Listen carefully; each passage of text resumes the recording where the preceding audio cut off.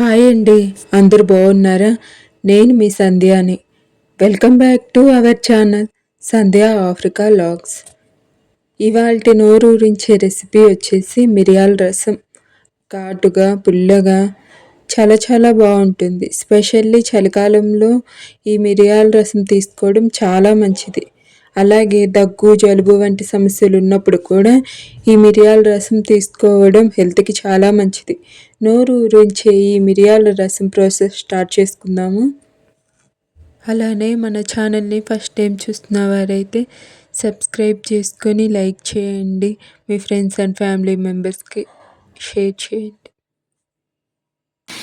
మిరియాల రసానికి కావాల్సిన పదార్థాలు: కొంచెం పసుపుని తీసుకున్నాను, చిన్న చిన్న పీసెస్గా కట్ చేసుకొని పచ్చిపసుపుని, అలాగే కొంచెం అల్లాన్ని, 4-5 వెల్లుల్లిపాయలను తీసుకున్నాను, అలాగే ఒక ఆనియన్ని, ఒక 20 ఎండుమిర్చిని, కొంచెం కొత్తిమీర, కొంచెం పుదీనా, కరివేపాకుని తీసుకున్నాను.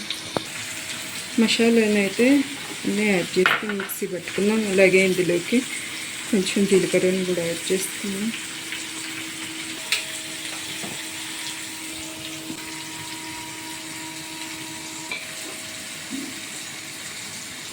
మరీ మెత్తగా కాకుండా ఇలా కొంచెం కచ్చాపచ్చాగా మిక్సీకి వేసుకొని పెట్టుకున్నాను.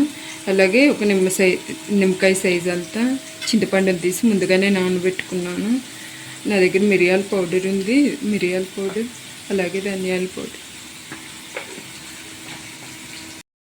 స్టవ్ ఆన్ చేసుకొని గిన్నె పెట్టుకున్నా. గిన్నె హీట్ అయినాక ఆయిల్ని యాడ్ చేసుకున్నా.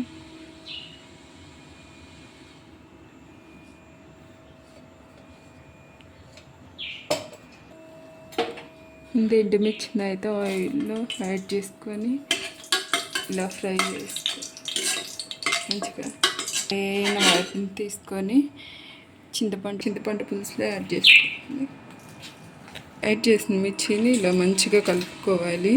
నేనైతే ఈ పులుసులోకి కారం అయితే యాడ్ చేయను. ఈ ఎండుమిర్చిని ఇలా కలుపుకుంటే మంచిగా స్పైసీగా వస్తుంది పులుసు అయితే. ఇలా మంచిగా కలుపుకొని పులుసుని అయితే సపరేట్గా వేరే గిన్నెలోకి యాడ్ చేసుకుని, ఎండుమిర్చిని చింతపండుని మిక్స్ చేసిన రసాన్ని ఇట్లా ఒక గిన్నెలోకి అయితే తీసుకున్నాను. అలాగే రసం ప్రాసెస్ అయితే స్టార్ట్ చేద్దాం. ఎండుమిర్చిని యాడ్ చేసుకున్నాం, అలాగే కట్ చేసి పెట్టుకున్న ఆనియన్,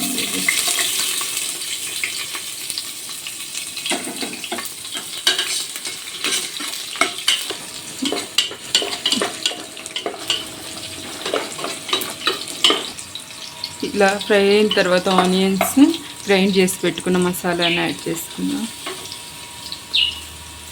ఇలా పచ్చివాసన పోయే వరకు ఫ్రై చేసుకోవాలి.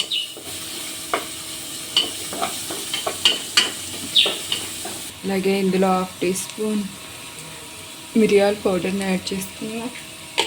ఇంకా 1/2 టీ స్పూన్ ధనియాల పౌడర్ని యాడ్ చేసుకున్నాం. బాగా కలుపుకుంటూ ఫ్రై చేసుకోవాలి, మాడిపోకుండా.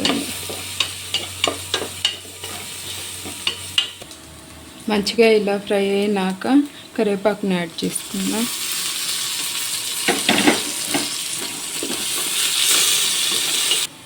అలాగే ఫ్రై అయిన తర్వాత మనం తీసి పెట్టుకున్న చింతపండు పులుసుని అయితే యాడ్ చేసుకున్నాం.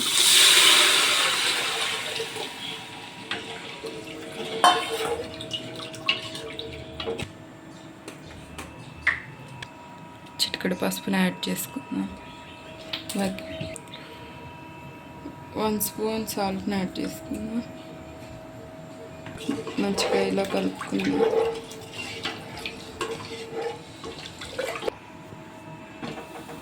ఇలా మంచిగా తిరుగుతున్నప్పుడు కొత్తిమీర పుదీనాని యాడ్ చేసుకోవాలి.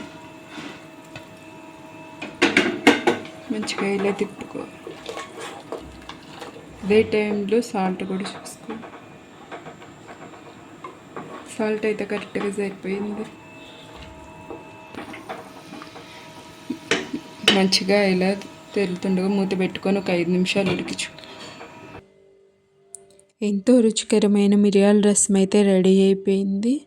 స్టవ్ ఆఫ్ చేసుకున్న మీకు దగ్గు జలుబు వంటి ప్రాబ్లమ్స్ ఉన్నప్పుడు ఈ మిరియాల రసాన్ని డైరెక్ట్గా తాగేయచ్చు, లేదా అన్నంలోనికి స్పెషల్లీ ముద్దపప్పు ఫ్రై కర్రీస్లోకి చాలా చాలా బాగుంటుంది. ఈ మిరియాల రసం మీరు కూడా ట్రై చేయండి, రుచి చూడండి, చాలా బాగుంటుంది.